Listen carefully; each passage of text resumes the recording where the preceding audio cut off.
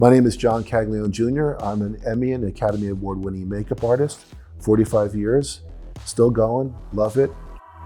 That's what I do. My parents are amateur artists, not professionally, but they would spend hours making us up when we were kids. And it was just hysterical. And they would spend hours making me up. It's like one time it was Kelly the Clown. And it was in kindergarten. And I remember winning first prize at the Halloween contest at school. I mean, it looked really good, the sad face with the eyebrows up. And my prize was a little clay modeling kit. So like how weird to like my first prize ever was for a makeup and I got clay. So it was like the perfect storm to, do what I'm doing now, I guess. But Dick Smith really was the one. Jack Pierce, of course, and Lon Chaney Sr., all those things that were in Famous Monsters, a film with. But Dick Smith really caught my attention. What he was doing was something, just happened to hit me. And then writing my first letter to Dick Smith there was a chance, because Dick Smith actually responded to my letter and called me on the phone. And that was my moment of like, maybe I could do this. Someone is paying attention to me. And so that was the start of the idea of becoming a makeup artist for real. And when I first met him, he's like, you don't have any talent, you're not gonna make it. And I got this guy, Rick Baker, this kid, and he was a phenomenon. The rest is history. I kept in touch with Dick and he encouraged me and he saw progress. So NBC was Dick recommended me to NBC.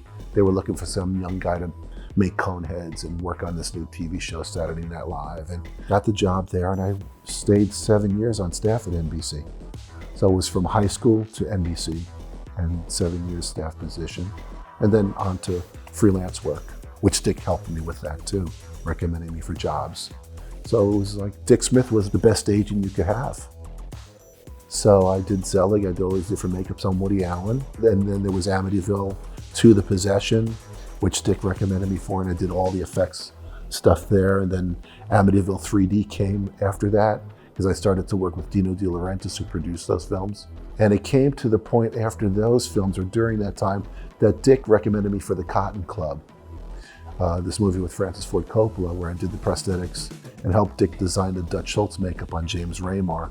That led to meeting Richard Silbert, the production designer, was on Cotton Club, Barry Osborne, the producer.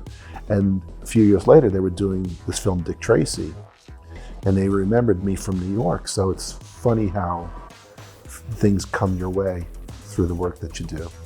But if it wasn't for Dick Smith, man, none of it would have been possible.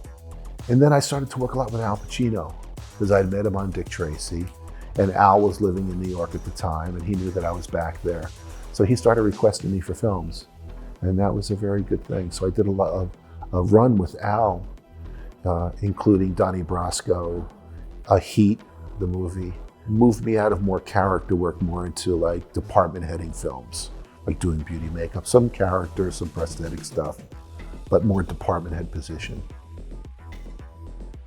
And I had good guidance at NBC, and I say it was my college of makeup. Like now they have this school.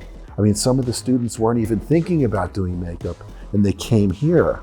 Their books of people that just stumbled on it were really pretty good. The work. I wish I had this. I would have eaten this place up. So they're lucky.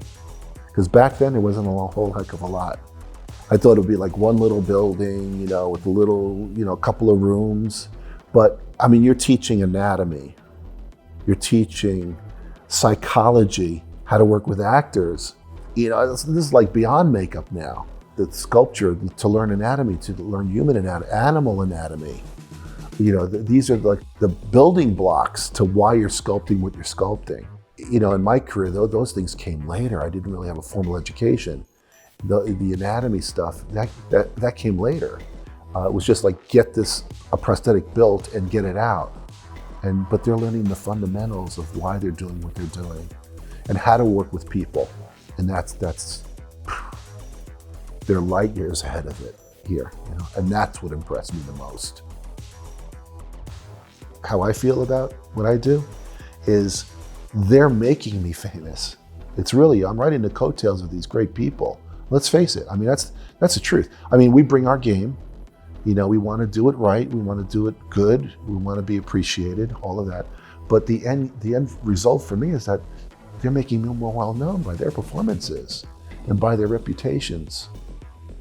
So I'm really just gilding the lily, you know, and I've been very lucky to be in that position to be able to do that. The biggest thing about it is winning an Oscar is that your peers voted for you. It's like the people that you want to become, actually say your work was good that year. That's the big takeaway for me as a makeup artist, is that, you know, the people that you respect and admire say you're pretty good. So, and I think that just changes everything, just in the community. Like, if they can do this, maybe they can do that, and then it leads you down that road. You know? And listen, you know, you're on television. A lot of people are seeing you up there. You know, and that's a great bit of publicity and marketing, and it's just great all the way around.